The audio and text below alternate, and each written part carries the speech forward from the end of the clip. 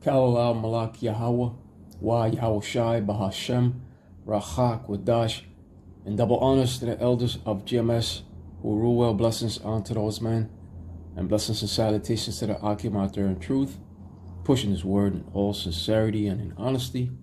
With that being said, Shalom Israel Barakatah. Today's lesson, the prophecy of let the weak say, I am strong.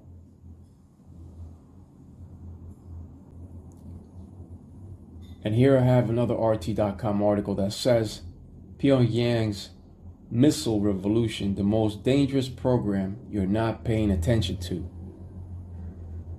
From solid fuel ICBMs to hypersonic glide vehicles, North Korea now fields an arsenal that can reach any point in the continental United States.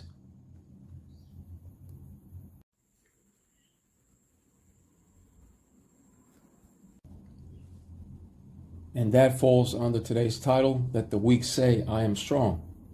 North Korea has spent the past decade doing what few believed was possible, quietly transforming itself into one of the world's most heavily armed nuclear states. Let the weak say, I am strong. Despite a struggling economy and crushing sanctions, Pyongyang has poured enormous resources into missile technology, all while simultaneously funding its own nuclear program. Right, and when it comes to North Korea, they got a lot of gold. Then it goes on to say, how does a country of this size sustain such an effort? The answer lies in its strategic obsession. Right, they don't call him the Rocket Man for no apparent reason. Building a nuclear missile shield capable of deterring any opponent, from regional rivals to the United States. That drive has pushed North Korea into the ranks of major nuclear powers alongside India and Pakistan. And in certain technologies, such as maneuverable hypersonic glide vehicles and mobile solid fuel ICBMs, it may even have surpassed them. So look at that. Surpassed them. North Korea has fulfilled the biblical prophecy of let the weak say, I am strong. North Korea has now joined the ranks of those major nuclear powers, and they can no longer be bullied by the other nations. North Korea has officially leveled out the playing field due to their nuclear arsenal. And as the article said, may even have surpassed them.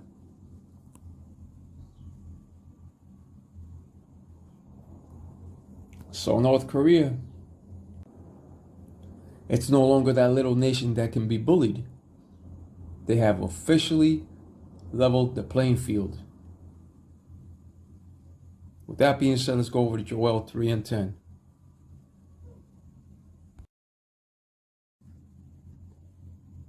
Here we have that scripture of Joel 3 and 10. Beat your plowshares into swords and your pruning hooks into spears. Let the weak say, I am strong. And here we have another paragraph that says, now collective farms make up 90% of agriculture in North Korea. Traditionally, farmers working at these farms received a year's supply of food as their share after harvesting. Farmers are allowed to keep 30% of the produce they grow while giving 70% back to the state. But now North Korea has gone from farming to the possession of nuclear arsenal. So you see, let the weak say, I am strong. That pertains to those weaker and smaller nations that did not have nuclear capability. But now, those weaker and smaller nations are now confident in saying, I am strong, due to the fact that they now possess nuclear capability.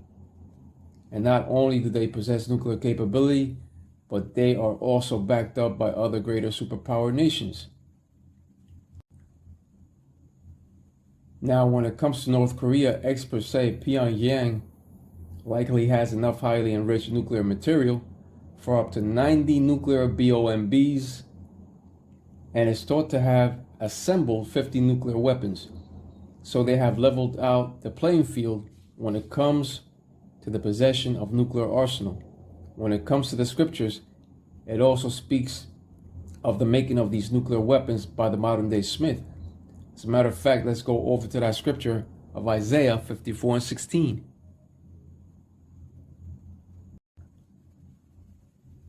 Here we have that scripture of Isaiah 54:16. Behold, I have created the smith that bloweth the coals in the fire, and that bringeth forth an instrument for his work, and I have created the waster to destroy. The Lord has created the smith. In ancient times, a smith or a blacksmith created primitive weapons of war, such as swords, daggers, shields, spears, bodily armor, etc.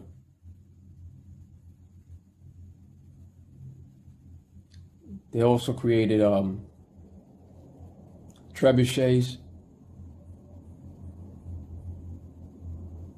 But when it comes to the modern day smith, on the other hand, that modern day smith is a nuclear scientist or a nuclear engineer that creates sophisticated weapons of propulsion and of mass destruction to deter against other nations. Right now, they're using it as means of deterrence, but when that World War III comes, they shall not be used any longer as a means of deterrence. Those arrows shall fly to destroy. And I'll repeat it once again. In that third world war to come, those arrows of mass destruction shall no longer be used as a means of deterrence. The arrows shall be used to destroy the land that the small has now inhabited, along with the land of Babylon the Great. And when it comes to Babylon the Great, upon the scriptures, it's in reference to America. That bringeth forth an instrument for his work. That instrument is that gift of the missile given unto Esau, Edom, for the coming war of Armageddon. Hebrew word Armageddon. The weaker nations have now leveled the playing field when it comes to the possession of nuclear weapons. In order for righteousness to dwell upon the earth, first cometh the CHIP of Revelation 13 and 16, and then cometh that third world war of utter destruction. So much tribulation is coming to this earth. Babylon the Great is experiencing mild to moderate birth pains as we speak, but the people of that nation have not really seen or witnessed the full force of that severe pain to come.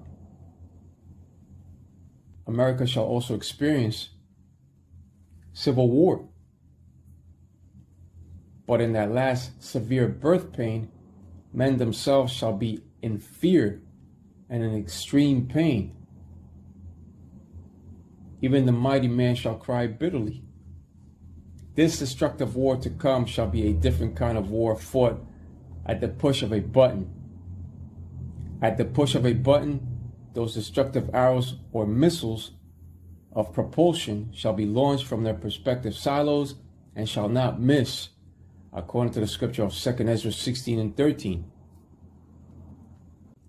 That's why the scripture of 2 Esdras 16 and 16 also says, like as an arrow which is shot of a mighty archer returneth not backward, even so the plagues that shall be sent upon earth shall not return again. Right. And when it comes to that last plague, that is the missiles. Those missiles of destruction. And when those arrows are shot into the ends of the world, which speaks of America, they shall not return. They shall not miss.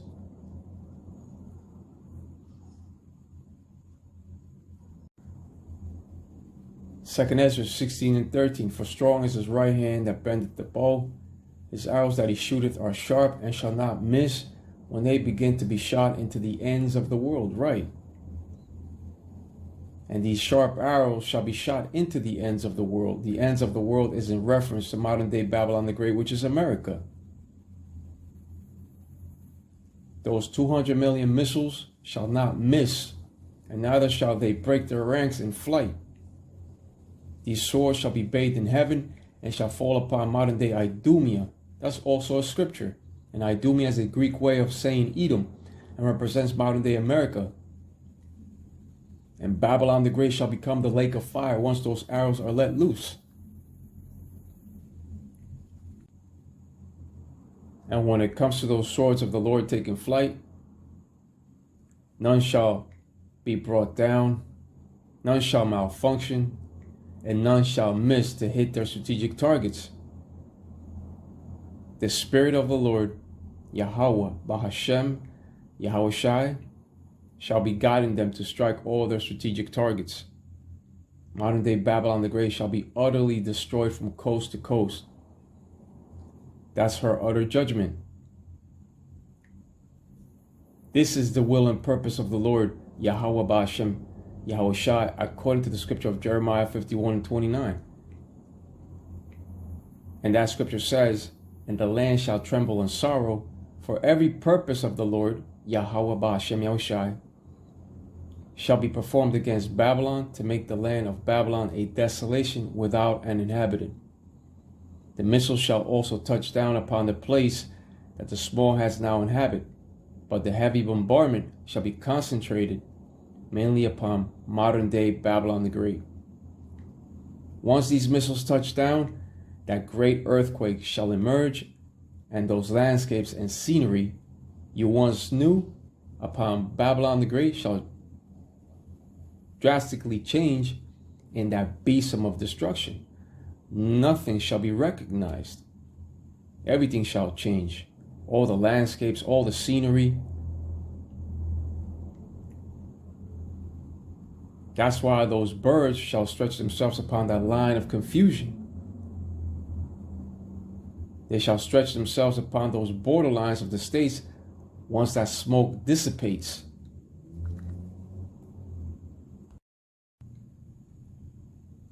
And when it comes to those mighty men, they shall be awakened to bring about the weapons of the Lord's indignation or righteous anger. They shall bring forth their nuclear arsenal in which they now possess. All this is leading up to that third world war, everything that is happening with these nations. And when it comes to Exodus 15:3, the Lord, Yahweh Bahashem, Yahweh Shai, is a man of war. And he's controlling all the steps of the nations for that final showdown of Armageddon. As soon as that CHIP MOTB of Revelation 13:16 is fully implemented upon the world, that inevitable third world war cometh quickly. It shall follow quickly. But first is that CHIP. Here we have Revelation 11:14. The second woe is past, and behold, the third woe cometh quickly. Woe means destruction, meaning that the second world war has passed, but the third world war of utter destruction cometh quickly. It shall come just as soon as they pass that RF to the ID CHIP of Revelation 13:16-18. And those that shall be saved out of that great tribulation are the elect chosen out of the house of David. With that being said, Kal Olam Malak Yahweh, Wa Yahushai, Bahashem, Rachak Wadash, and double honors to the elders of GMS Ruel, blessings unto those men, and blessings and salutations to the Akim out there in truth, pushing his word in all sincerity and in honesty. With that being said, Shalom Israel, Barakatah. Shalom.